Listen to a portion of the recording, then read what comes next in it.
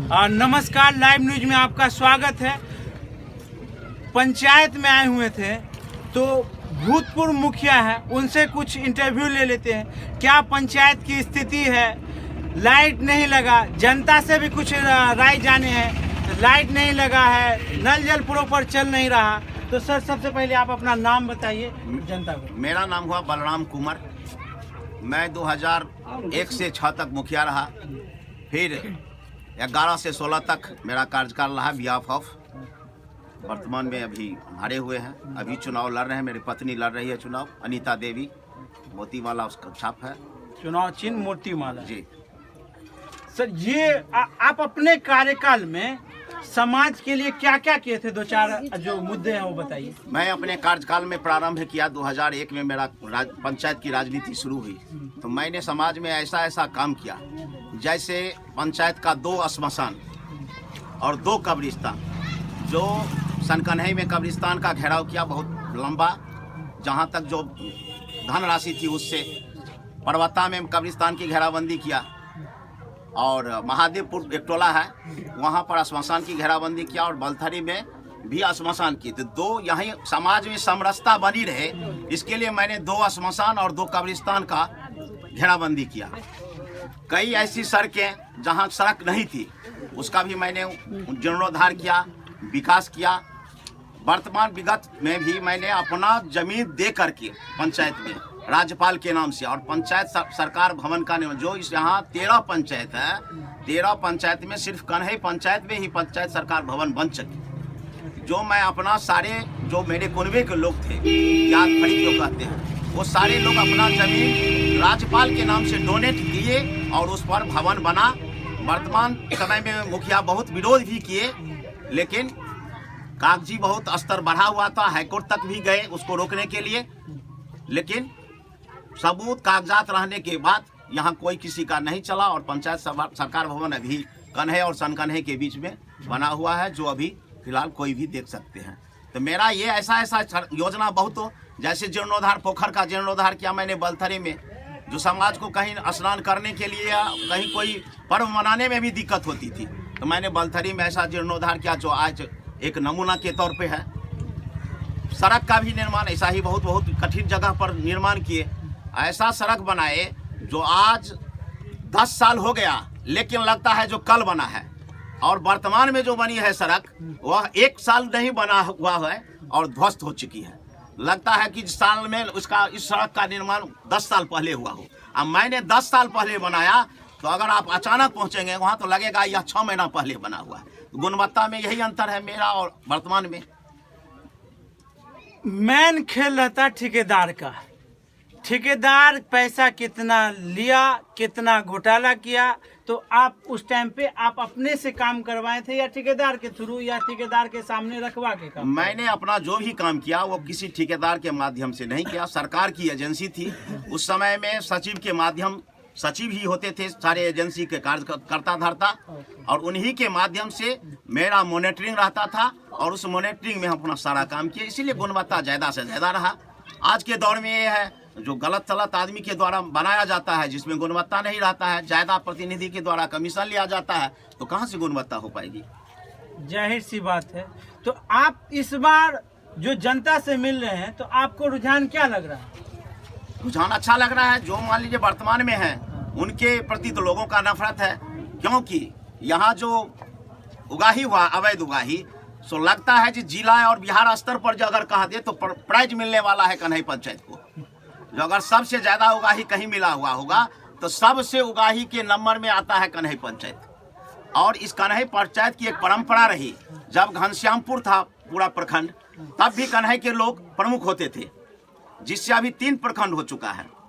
और आज भी हम लोगों का कन्हई का एक अस्तित्व है, लेकिन वर्तमान में ऐसा प्रतिनिधित्व आ गया जो सारा गरिमा इस पंचायत का खत्म हो गया, जिससे हम लोग तार हैं और दुख में हैं। जो परंपरा पहले 100 वर्ष की परंपरा यहाँ की मर्यादा बनी हुई थी, वह इस 5 साल में ध्वस्त हो चुकी है। अच्छा, आपकी जब पंचायत में हम घूम रहे हैं तो कहीं पे स्ट्रीट लाइट नहीं रही है। आप विपक्षी दल के रूप में आपने क्यों नहीं ऐसा कुछ मैंने रोका कि लाइट लगना चाहिए या नहीं लगना चाहिए? क्या कारण रहा? मैंने कई प्रयास किया। हमने उनसे कहा जो आप कहीं सार्वजनिक स्तर पर जहां जहां उचित आवश्यकता है वहां जाकर के आप स्ट्रीट लाइट कर लगवाइए। डायरेक्ट तो बात नहीं हुई, किसी माध्यम से कहवाया गया, मान लिया मेंबर के माध्यम से कहवाए, लेकिन मेंबर का यहाँ अनसुनी किया गया। उसके बाद इसका आवेदन भी दिया गया, लेकिन इस पर अमल नहीं हो पाया।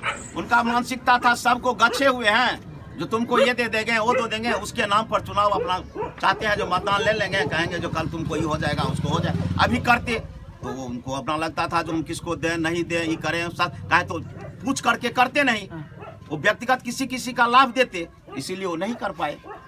अभी चुनावी माहौल चल रहा, बहुत सारी पंचायत 26 पंचायत उधर कवर किए हैं, अभी आपके पंचायत में आए हुए हैं, तो उधर भी 80 पंचायत में हम गए तो कहीं पे नल जल काम नहीं कर रहा। वहाँ क्या तर्क दिया गया वार्ड मेंबर के द्वारा कि बाढ़ आ गई थी, कहीं पे बोला गया कि गाड़ी के कारण पाइप टूटा हुआ है। आपके पंचायत में भी नल जल नहीं चल रहा, क्या समस्या रही?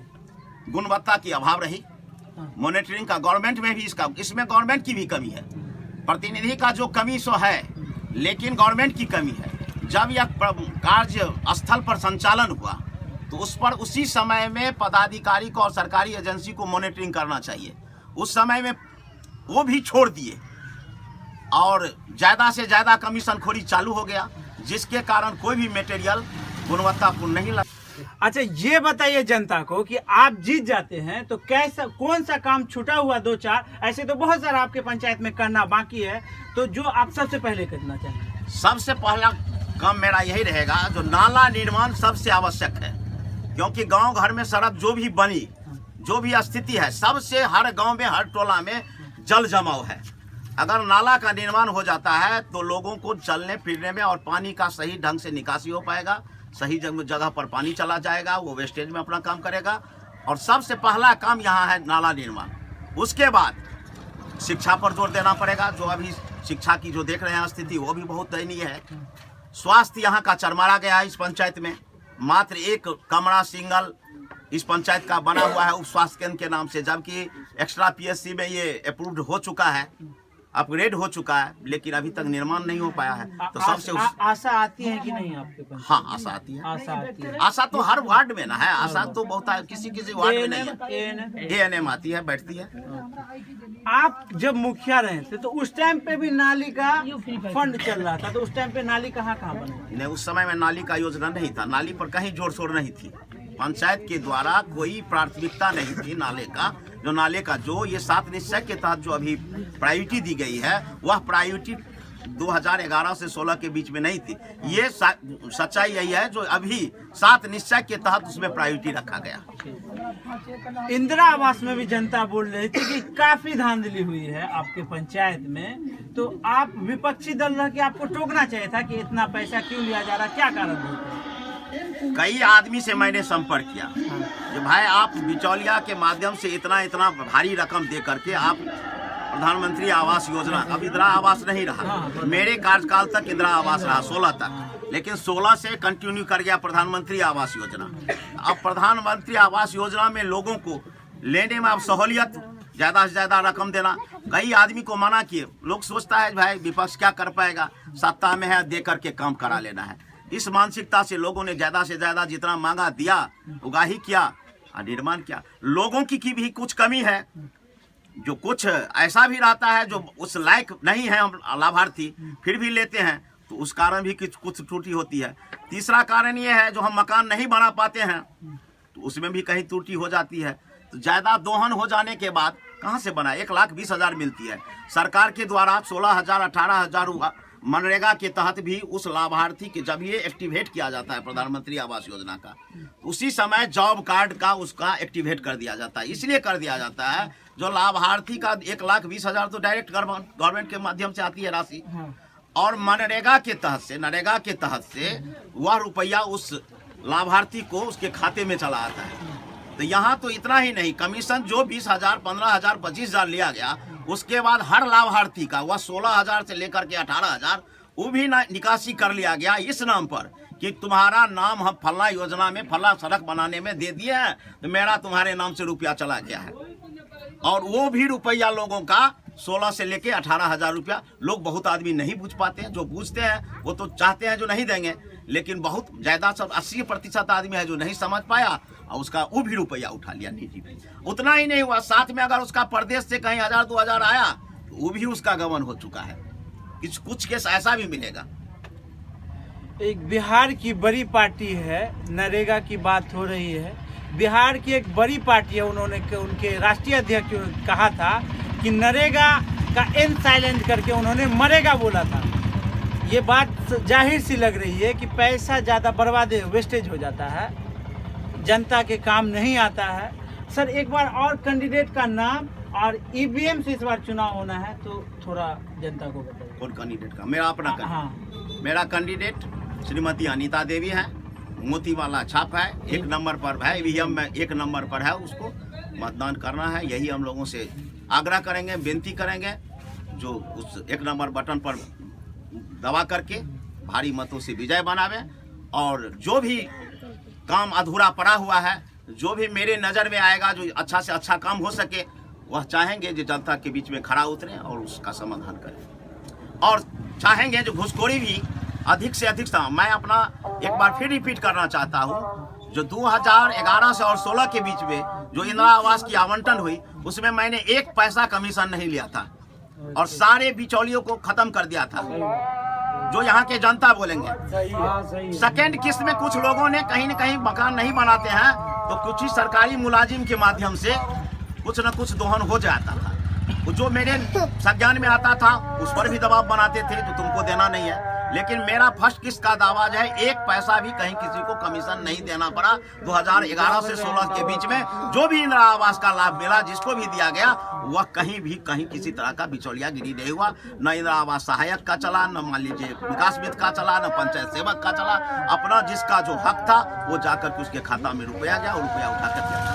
तो मेरा यह दावा है जो अगर फिर ऐसा मौका मिलेगा, अगर जनता द्वारा मुझे चुना जाता है, तो मैं यही काम करूंगा जो फिर बिचौलियागिरी जिस तरह पूर्व में हुआ था वही बिचौलियागिरी खत्म करेंगे और सही लोगों को, सही लाभों को जो राशि है उस तक पहुंच जाए। इसलिए मैं अपना पूरा वहाँ रखूंगा, अपना जो मैं संतुलन बना करके। जनता को ये भी बता दे कि इस बार काउंटिंग जो हो रही थी बिरौल प्रखंड अंतर्गत दरभंगा में, तो वहाँ पे हम उपस्थित थे। ईवीएम से चुनाव हमको काफ़ी पसंद आया। बोकस पोल नहीं जाता, ऊपर से 10 से 15 मिनट में काउंटिंग खत्म हो जाती है। वार्ड मेंबर की तो बस नाम लेते हैं कि इसको इतना मिला, इसको इतना मिलता, खत्म हो जाता। सरपंच और पंच का जो देखा उसमें बोकस हो गया, काफ़ी टाइम लगा। तो सरकार का ये अच्छी बात है कि ईवीएम से जिला पार्षद, मुखिया और वार्ड पार्षद का चुनाव है। बने रहिए लाइव न्यूज के साथ। इंटरव्यू को यहीं पर समाप्त करते हैं। वीडियो को लाइक करें, चैनल को सब्सक्राइब करें। धन्यवाद।